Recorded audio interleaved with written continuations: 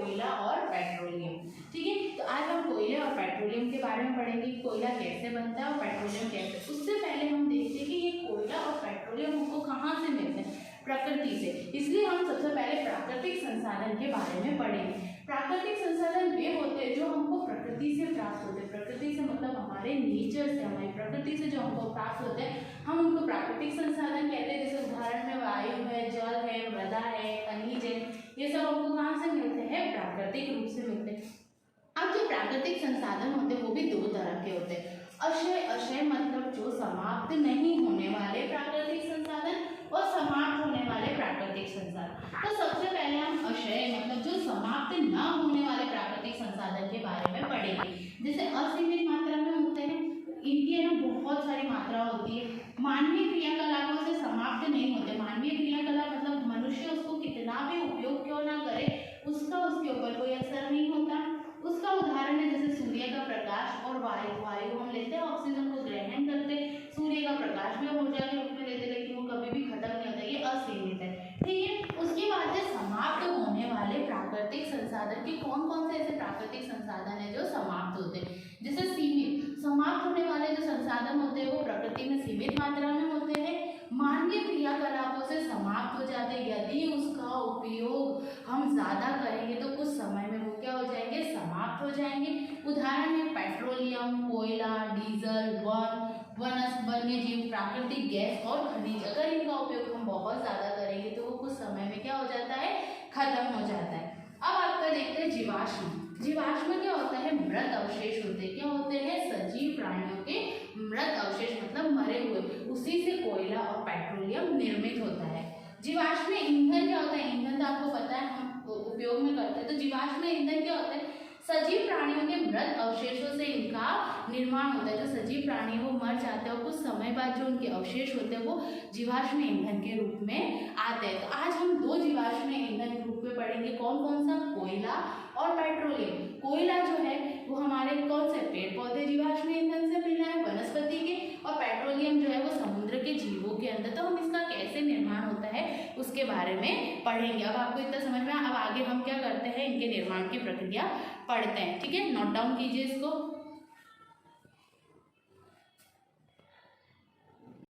अभी हमने अक्षय प्राकृतिक संसाधन और समाप्त होने वाले प्राकृतिक संसाधन के बारे में पढ़ा। अब हम पढ़ते हैं जो यहाँ पर इस पाठ के अंदर कि अक्षय जो संसाधन होते हैं वो तो आपने देखा, सूर्य का प्रकाश और वायु होते हैं जो कभी समाप्त नहीं होते। अब हम इस पाठ के अंदर समाप्त होने वाले प्राकृतिक संसाधन के बारे में पढ़ेंगे, जिसके अंदर पहला क्या है आपका, कोयला। कोयला क्या है, यदि मानवीय प्रवृत्ति इसको ज़्यादा उपयोग में लेती है तो ये ख़त्म हो सकते हैं। आपने कोयला देखा होगा या इसके बारे में सुना होगा, तो सबने कोयला देखा है। हमने लकड़ी जलाने के बाद भी हमको कोयला प्राप्त होता है। एक जो कोयला होता है जिसको हम पत्थर का कोयला कहते हैं, वो हमको बाजार में मिलता है। यह पत्थर जैसा कठोर और काले रंग का होता है। देखो यहाँ पर आपको चित्र में दिखाई दे रहा है, ये कोयला है, कैसे रंग का दिखाई दे रहा है, काला। और ये देखो यहाँ पर कैसा दिखाई दे रहा है, पत्थर जैसा कठोर। तो ये जो कोयला है वो हमको खनन के द्वारा मिलता है। और जो हम लकड़ी से जलाते हैं वो इतना कठोर नहीं होता, लेकिन ये वाला कोयला क्या होता है, हमारा पत्थर जैसा कठोर होता है और काले रंग का होता है। और इस कोयले का उपयोग कहाँ किया जाता है, खाना पकाने के उपयोग में, ईंधनों में कोयला एक महत्वपूर्ण है। हम देखते हैं कई कई जगहों पर भट्टी के अंदर इन कोयलों को डालकर, जैसे तंदूर के अंदर इन कोयलों का उपयोग किया जाता है। पहले इसका उपयोग रेल के इंजनों को चलाने के लिए भी किया जाता था। आपने देखा है ना, भाप के इंजन आते थे पहले, उसमें इन कोयलों का उपयोग किया जाता था। इसका उपयोग तापीय शक्ति संयंत्रों में विद्युत उत्पन्न करने में भी होता है। तापीय संयंत्र मतलब जो लाइट है उनको उत्पन्न करने के लिए भी इस कोयले का उपयोग किया जाता था। कोयले का उपयोग विभिन्न ईंधन उपयोगों में ईंधन के रूप में भी किया जाता है। अब हम क्या करते हैं, इसको एक ये कोयले का, जैसे यहाँ पर देखो कोयले की कहानी, तो इसको हम क्या करते हैं, एक वीडियो के माध्यम से पढ़ते हैं कि कोयला कैसे बना था। आइए हम देखते हैं। आपको दिखाई दे रहा है कोयले के निर्माण में ये प्राग ऐतिहासिक पौधे हैं। ये क्या कर रहे हैं, जल के किनारे पर आपको दिखाई दे रहा है। पहले क्या थे, बहुत से वन थे। अब ये पानी देखो, पानी का जल स्तर बढ़ा, बाढ़ आई तो ये सारे पौधे क्या हो गए, जमीन के नीचे क्या हो गए, धंस गए पानी के नीचे। तो इसमें से हाइड्रोजन और ऑक्सीजन जो गैस थी वो क्या हो गई, निकल गई, और अवक्षेप के रूप में क्या बचा, कार्बन बचा। अब पृथ्वी के दबाव के कारण आपको दिखाई दिया ऊपर कितनी सारी मिट्टी की परतें आ गई। तो दबाव के कारण जो ये वनस्पति के अवशेप थे वो दबाव और किसके कारण, दबाव और किसके कारण, ताप के कारण किस में परिवर्तित होने लगे, धीरे धीरे कोयले में। देखो ये कोयला दिख रहा है, धीरे धीरे इस तरह ये वनस्पति जो थी वो कोयले के रूप में परिवर्तित होती गई। तो ये जो परतें हैं, इन परतों के कारण दबाव बढ़ा, मिट्टी की परतें उनके ऊपर थी, और ये जो पौधों के अवक्षेप थे वो देखो किस में परिवर्तित होकर, दबाव और ताप के कारण कोयले में। तब आपको समझ में आया। अब इसके बारे में हम और आगे पढ़ेंगे। अभी हमने वीडियो के माध्यम से देखा कोयले की कहानी, अब हम उसके बारे में पढ़ते हैं। लगभग 300 वर्ष पूर्व पृथ्वी पर निचले जलीय क्षेत्रों में क्या थे, घने वृक्ष थे, क्या थे, बहुत सारे पेड़ पौधे थे। बाढ़ जैसे प्राकृतिक प्रक्रमों के कारण ये मृदा के नीचे दब गए। अब ये क्या बोल रहे हैं कि बाढ़ जैसे, या तो बाढ़ आया और भूकंप आया, तो ये सारे जो वृक्ष थे वो कहाँ हो गए, मृदा के नीचे दब गए। उनके ऊपर अधिक मृदा जम जाने के कारण वे संपीड़ित हो गए। और हमने वीडियो में देखा था कैसे मृदा के परत के ऊपर एक परत के ऊपर दूसरी परत थी, और वो क्या हो गए, संपीड़ित हो गए, मतलब दबते गए। जैसे जैसे वे गहरे होते गए उनका ताप भी क्या होता गया, बढ़ता गया। अब वो और गहरे होते गए तो आपको पता है कि भूगर्भ में भी क्या होती है, गर्मी होती है। तो उच्च दाब जो ऊपर उनसे जो मिट्टी है उसका दबाव पड़ने से और उच्च ताप मतलब गर्मी के कारण वो क्या हो गए, पृथ्वी के अंदर ही वो मृत जो पेड़ पौधे थे वो धीरे धीरे कोयले में परिवर्तित हो गए। कोयले में मुख्य रूप से कार्बन होता है। हमने देखा था वीडियो के अंदर के ऑक्सीजन और हाइड्रोजन गैस निकल गई थी, क्या बच रहा था, खाली कार्बन। तो कोयले में क्या होता है, कार्बन होता है। तो मृत वनस्पति का धीरे धीरे मतलब धीरे धीरे कोयले में परिवर्तन होने वाला प्रक्रम हमारा क्या कहलाता है, कार्बनीकरण कहलाता है। क्योंकि यह वनस्पति के अवशेषों से बनता है, अतः कोयले को जीवाश्म ईंधन कहते हैं। क्या कहते हैं, ये क्यों, क्योंकि अवशेषों से प्राप्त होता है, इसलिए हमको जीवाश्म ईंधन कहते हैं। अब यहाँ पर देखो चित्र के अंदर आपको एक कोयले की खान बताई है। जैसे हमारे अलग अलग खानें होती है, ऐसी ये कोयले की खान है। यहाँ से खनन करके कोयला निकाला जाता है। वायु में गर्म करने पर कोयला जलता है, मतलब ऑक्सीजन की उपस्थिति में क्या करते हैं, हम उसको जलाते हैं तो वो जलता है। वायु में ऑक्सीजन गैस होती है, और मुख्य रूप से कौन सी गैस, कार्बन डाइऑक्साइड गैस वो क्या करता है, उत्पन्न करता है। उद्योगों में कोयले के प्रक्रमण द्वारा कुछ उपयोगी उत्पाद प्राप्त होते हैं। प्रक्रमण मतलब उसको शुद्ध करने पर कुछ उपयोगी पदार्थ प्राप्त होते हैं। कौन कौन से, कोक, कोलतार और कोयला गैस, ये हमारे लिए बहुत उपयोगी होते हैं। पहला पढ़ते हैं कोक। यह एक कठोर, सरंध्र और काला पदार्थ होता है। ये क्या बोल रहा है, ये एक कठोर भी होता है, सरंध्र भी होता है, काला। सरंध्र मतलब बहुत सारे रंध्र होते हैं, और काला पदार्थ होता है। यह कार्बन का लगभग क्या शुद्ध रूप है, लगभग कार्बन इसके अंदर बहुत मात्रा में होता है। कोक का उपयोग इस्पात के औद्योगिक निर्माण और बहुत से धातुओं के निष्कर्षण में किया जाता है। इस्पात में जो इस्पात को बनाने वाले जो उद्योग है उसके अंदर कोक का निर्माण, और धातुओं के निष्कर्षण में मतलब आप देखते हो ना, पुराने ज़माने में कोयले का उपयोग पानी शुद्ध करने में किया जाता है, जैसे धातुओं को शुद्ध करने, निष्कर्षण करने में भी कोक का उपयोग किया जाता है। कोलतार, यह एक अप्रिय गंध वाला काला गाढ़ा द्रव है। अप्रिय मतलब जो गंध हमको बिल्कुल पसंद नहीं होती, वैसा देखो यहाँ दिख रहा है कोलतार, वैसा गाढ़ा द्रव है। यह लगभग 200 पदार्थों का मिश्रण है। कितने, 200 पदार्थों का। कोलतार से प्राप्त उत्पादों का उपयोग प्रारंभिक पदार्थों के रूप में दैनिक जीवन में काम आने वाले विभिन्न पदार्थों के औद्योगिक निर्माण में तथा उद्योगों जैसे, अब देखो कोलतार का उपयोग कहाँ किया जाता है, ऐसे उत्पादों के औद्योगिक निर्माण में जो हमारे दैनिक जीवन में काम आते हैं। जैसे संश्लेषित रेशे हमने पढ़ा था तीसरे पार्ट में, संश्लेषित रेशे औषधि दवाई बनाने में, विस्फोटक मतलब जो भी विस्फोट करने वाले, सुगंध मतलब कुछ ऐसे जो परफ्यूम वगैरह होते हैं, प्लास्टिक, पेंट, जो पेंट हम दीवारों में करते हैं, फोटोग्राफिक सामग्री मतलब फोटोग्राफिक जो सामग्री होती है वो करने में, छत निर्माण में, छतों के निर्माण करने में इसका उपयोग होता है। रोचक तथ्य है कि मौत और अन्य कीटों को भगाने हेतु भी इसका उपयोग किया जाता है। मौत और अन्य जो छोटे छोटे कीट होते हैं उनका उपयोग भी क्या कर, इसका कोलतार का उपयोग उनको वहाँ से भगाने में भी किया जाता है। जैसे हम हीट वगैरह यूज़ करते हैं वैसे। प्रयोग में लाई जाने वाली नेफ्थलीन की गोलियां भी कोलतार से प्राप्त होती है। अब देखो वो जो ये मौत और ये भगाते हैं उसमें जो नेफ्थलीन यूज़ किया जाता है उसकी गोलियां भी कोलतार से प्राप्त होती है। आजकल पक्की सड़कों के निर्माण में कोलतार के स्थान पर एक पेट्रोलियम उत्पाद बिटुमेन का उपयोग किया जाता है। देखो पहले सड़क बनाने में भी कोलतार का उपयोग किया जाता है, लेकिन अभी पेट्रोलियम का एक उत्पाद है बिटुमेन, उसका उपयोग किया जाता है। कोयला गैस, कोयले के प्रक्रमण द्वारा कोक बनाते समय कोयला गैस प्राप्त होती है। देखो ये जो कोक था उसको बनाते समय, निष्कर्ष करते समय कौन सी गैस प्राप्त होती है, कोयला गैस। यह कोयला प्रक्रमण संयंत्रों के निकट स्थापित बहुत से उद्योगों में ईंधन के रूप में काम आती है। अब ये जो कोयला गैस है वो वहाँ के जो संयंत्र है मतलब जितने भी यंत्र हैं उनको चलाने में या वहाँ पर जो दूसरे उद्योग है उनको चलाने में ईंधन के रूप में काम में आती है।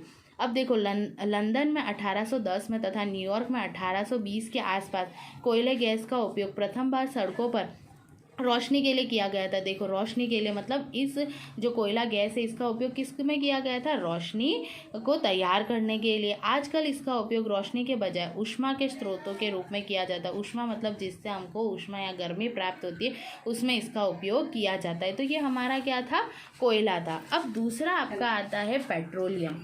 पेट्रोलियम भी क्या है, समाप्त होने वाला प्राकृतिक संसाधन है। आप जानते हैं कि ईंधन के रूप में पेट्रोल का उपयोग हल्के स्वचालित वाहनों जैसे मोटरसाइकिल और स्कूटर और कारों में किया जाता है। हमको पता है पेट्रोल का उपयोग किस में किया जाता है, जो हमारी मोटरसाइकिल होते हैं, स्कूटर होते हैं, कार के अंदर। जहाँ जो भारी वाहन होते हैं जैसे ट्रक है, बस है, इन सब में किसका उपयोग किया जाता है, डीजल का। ये ईंधन प्राकृतिक स्रोत से प्राप्त होते हैं। अब ये बोल रहे हैं ये ईंधन हमको कहाँ से मिलता है, प्राकृतिक रूप से मिलता है, जिन्हें हम पेट्रोलियम कहते हैं। जैसे हमने कोयला देखा वैसे वो क्या है, ये भी एक तरह का प्राकृतिक स्रोत है, ईंधन है, जो हमको किससे मिलता है, प्रकृति से। अब ये जो पेट्रोलियम शब्द की उत्पत्ति पेट्रा मतलब चट्टान एवं ओलियम मतलब तेल, चट्टानों के अंदर तेल से हुई है, क्योंकि ये जमीन के नीचे चट्टानों के मध्य से निकाला जाता है। जमीन जैसे कोयला जमीन के नीचे से निकाला जाता है, ये भी जमीन के नीचे चट्टानों के मध्य से निकाला जाता है, इसलिए इसका नाम पेट्रोलियम। ओलियम मतलब तेल होता है, ऑयल। पैंटा मतलब क्या होती है, हमारी चट्टान, इसलिए इसका नाम चट्टान। अब क्या आप जानते हैं कि पेट्रोलियम कैसे बना है, तो हम एक चित्र के माध्यम से देखते हैं। देखो यहाँ पर पेट्रोलियम और प्राकृतिक गैस, पेट्रोलियम भी मिलता है और प्राकृतिक गैस। तो आपको यहाँ पर दिखाई दे रहा है समुद्र के नीचे, यहाँ पर क्या हुआ, देखो ये जल है, यहाँ तेल है, ये गैस है। तो तेल जल के ऊपर ही तैरता है, क्यों, क्योंकि कभी भी तेल क्या है, जल में मिक्स नहीं होता। और ये तेलाश्य चट्टान है, इनके अंदर क्या भरा हुआ है, पेट्रोलियम भरा।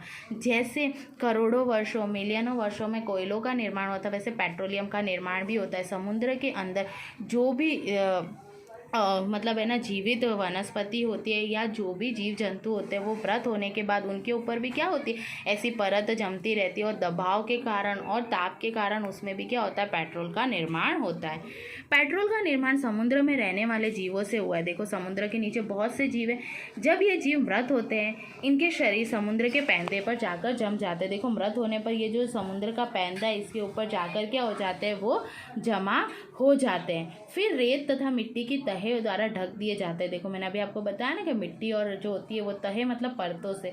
लाखों वर्षों में वायु की अनुपस्थिति, अब यहाँ क्या होती है, वायु नहीं होती, समुद्र के नीचे कम होती है। उच्च ताप और दाब से मृत जीवों को पेट्रोलियम और प्राकृतिक गैस परिवर्तित कर देता है। उच्च दाब और ताप के कारण क्या होता है, जो वो जीवाश्मी मतलब जो वो जीव थे वो क्या हो जाते हैं, तेल और प्राकृतिक गैस में परिवर्तित हो जाते हैं, जो पेट्रोलियम और प्राकृतिक गैस के भंडारों को दर्शाता है। देखो यहाँ पर दिखाई दे रहा है, ये तो हमारी गैस है, ये कुएं पेट्रोल के, ये गैस है, उसके नीचे हमारा तेल है, उसके नीचे जल है, क्योंकि तेल कभी भी जल के अंदर मिश्रित नहीं होता, इसीलिए वो जल के ऊपर तैरता है।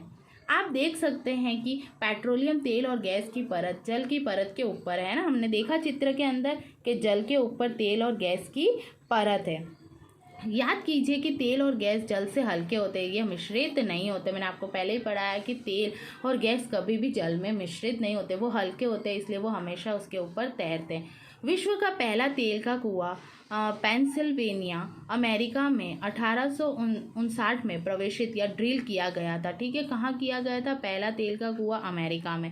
8 वर्ष बाद 1867 में असम के माकुम नामक स्थान पर भी तेल के कुएं का पता चला था। अब भारत में तेल का कुआं कहाँ कहाँ है, असम, गुजरात, बॉम्बे हाई और गोदावरी तथा जो कृष्णा नदी है उनके बेसिन पर पाया जाता है। अब हमने देखा था कोयले का निष्कर्षण, वैसे पेट्रोलियम का परिष्करण। पेट्रोलियम गहरे रंग का तेलीय पदार्थ होता है। पेट्रोलियम क्या होता है, गहरे रंग का तेलीय पदार्थ होता है। इसकी गंध कैसी होती है, अप्रिय होती है, अच्छी नहीं लगती। कब, जब उसको पूरी तरह से निष्कासित नहीं करते। यह विभिन्न संगठकों को, अब देखो इसमें भी संगठक है, जैसे कोयले में थे, देखो इसके अंदर पेट्रोलियम गैस, पेट्रोल, डीजल, स्नेहक तेल, पैराफिन, मोम आदि क्या है, मिश्रित होता है, जैसे उसके अंदर थे। पेट्रोलियम के विभिन्न संगठकों या उनको हम प्रभाजों कहते हैं, उनको पृथक करने का प्रक्रम परिकरण कहलाता है। ये देखो यहाँ पर ये रिफाइनरी दिख रही है, यहाँ पर क्या करते हैं, पेट्रोल को शुद्ध किया जाता है।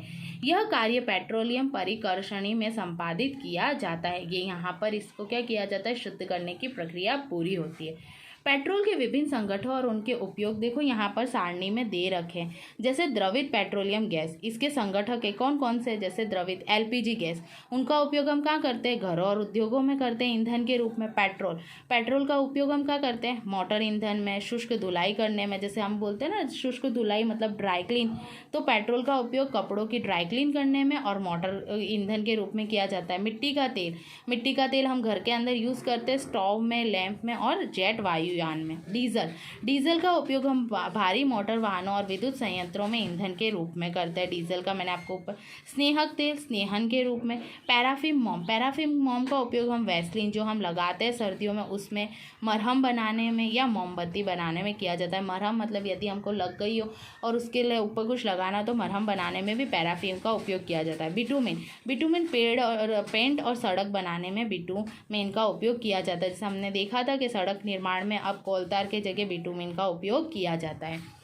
पेट्रोलियम और प्राकृतिक गैस में अनेक उपयोगी पदार्थ होते हैं जिन्हें हम पेट्रो रसायन कहते हैं। जो हमने अभी सारणी में पढ़ा वो सब हमारे क्या है, पेट्रो रसायन है। इनका उपयोग हम अपमार्जक, पॉलिएस्टर, ये सब रेशे बनाने में, पॉलीथीन या जो मानव निर्मित उद्योग है प्लास्टिक निर्माण उनके अंदर किया जाता है। प्राकृतिक गैस में हाइड्रोजन गैस का उपयोग हम यूरिया के उत्पादन में भी करते हैं। ठीक है, अब देखो पेट्रोलियम को क्या कहा जाता है, काला सोना कहा जाता है। ये बहुत ही महत्वपूर्ण बात है कि पेट्रोलियम को काला सोना किसको कहा जाता है, हमारे पेट्रोलियम को।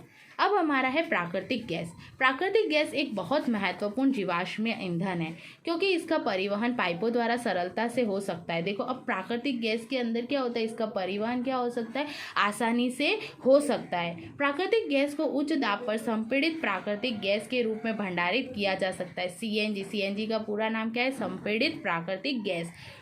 सीएनजी का उपयोग ऊर्जा उत्पादन हेतु भी किया जाता है। इनका उपयोग परिवहन वाहनों में, आपने अभी देखा है सीएनजी वाली हमारी गाड़ी भी होती है, सीएनजी वाली ऑटो भी होती है, तो इनका उपयोग वाहनों के रूप में संपीड़ित करके भी किया जाता है। ऊर्जा के उत्पादन में भी इनका उपयोग किया जाता है क्योंकि यह क्या है, कम प्रदूषणकारी, प्रदूषण फैलाते नहीं। पेट्रोल और डीजल क्या करते हैं, बहुत प्रदूषण फैलाते हैं। यह एक स्वच्छ ईंधन के रूप में माना जाता है। सीएनजी का अधिक लाभ यह है कि इसे घरों और कारखानों में सीधा जलाया जा सकता है। देखो घरों में भी सीएनजी को सीधा जलाया जा सकता है और कारखानों में जहां इसकी आपूर्ति पाइप के माध्यम से होती है। जैसे आपने देखा ना कि अभी गैस पाइपलाइन भी घरों पे है, तो इनको क्या कर सकते हैं, आसानी से घरों में इनकी आपूर्ति कर सकते हैं। पाइपलाइनों का ऐसा जाल वडोदरा, गुजरात, दिल्ली के कुछ भागों और अन्य स्थानों पर, देखो ये कहाँ है, सबसे पहला बड़ौदा के अंदर, दिल्ली में और उसके अन्य स्थानों पर है। प्राकृतिक गैस का उपयोग प्रारंभिक पदार्थ के रूप में बहुत से रसायनों और उर्वरकों के औद्योगिक निर्माण में किया जाता है। भारत में प्राकृतिक गैस के विशाल भंडार है। देखो प्राकृतिक गैस का उपयोग हम रसायनों में, उर्वरकों में भी कर सकते हैं। और ये क्या है, भारत में प्राकृतिक गैस का भंडार क्या है, बहुत है। हमारे देश में प्राकृतिक गैस कहाँ का है, त्रिपुरा, राजस्थान, महाराष्ट्र, कृष्णा गोदावरी डेल्टा पर पाई जाती है। अब हम देखते हैं कि कुछ प्राकृतिक संसाधन सीमित है। आपने इस अध्याय के प्रारंभ में हमने पढ़ा कि कुछ प्राकृतिक संसाधन जैसे जीवाश्म ईंधन, वन, खनिज आदि क्या होते हैं, समाप्त होने वाले हैं। आप जानते हैं कि कोयला और पेट्रोलियम जीवाश्म ईंधन है। क्या है, कोयला और पेट्रोलियम जीवाश्म जो हमको जीवित जीवों से प्राप्त होते हैं। मृत जीवों के ईंधन में परिवर्तन के लिए लाखों वर्षों का समय लगता है। मैंने देखा कोयला बनाने में हमको कितने वर्ष, 300 मिलियन वर्ष लगते हैं। पेट्रोल बनाने में हमको लाखों वर्ष लगते हैं। दूसरी ओर इनसे ज्ञात भंडार कुछ 100 वर्ष और चलने वाले। अब हमको पता है कि यदि इनके हम वैकल्पिक स्रोत नहीं ढूंढेंगे तो ये जो संसाधन है वो कुछ ही समय के लिए क्या होगा, चलेगा। इनका संबंध विश्व उष्ण में भी होता है। देखो ये परिवर्तन का कारण भी बनते हैं। जो पेट्रोल, डीजल और ये सब है वो क्या करते हैं, जलने का कारण भी बनते हैं, वायु प्रदूषण का कारण बनते हैं, वो विश्व उष्णता मतलब ग्लोबल वार्मिंग का कारण बनते हैं। अतः यह आवश्यक है कि हम इन ईंधनों का उपयोग तभी करें जब ये हमारे लिए नितांत आवश्यक हो, तब जरूरी हो तो ही हम इसका उपयोग करें। इसके परिणाम स्वरूप पर्यावरण बेहतर बनेगा, विश्व उष्ण का खतरा कम होगा और ये लंबे समय तक चलेंगे। यदि हम इसका उपयोग आवश्यकता से अधिक करेंगे तो ये कुछ वर्षों में समाप्त हो जाएगा। भारत में पेट्रोलियम संरक्षण अनुसंधान संघ लोगों ने सलाह दी है कि गाड़ी चलाते समय अब हम कैसे पेट्रोल डीजल को बचा सकते हैं। तो पहले जहाँ तक संभव हो गाड़ी समान और मध्यम गति से, एक समान गति से चलाएं। यदि 30 पर चला रहे तो 30 पर ही चलाएंगे। यातायात लाइटों पर अथवा जहाँ आपकी प्रतीक्षा करनी हो गाड़ी का इंजन बंद कर दे। अब क्या बोल रहे हैं कि जहाँ आप देखते हो ना ट्रैफिक सिग्नल पर, यदि ट्रैफिक ज़्यादा है तो आपको इंजन बंद कर देना ताकि पेट्रोल और डीजल से का कर सके। टायरों का दाब सही रखें, टायरों के अंदर क्या है हवा भरी रखें। गाड़ी का नियमित रख रखाव सुनिश्चित करें। गाड़ी का क्या करना चाहिए, नियमित उसको सर्विस देनी चाहिए। तो आपको समझ में आ गया समाप्ति और असमाप्ति संसाधन कौन से थे। आज हमने क्या करा, समाप्त होने वाले संसाधनों के बारे में पढ़ा था। Thank you.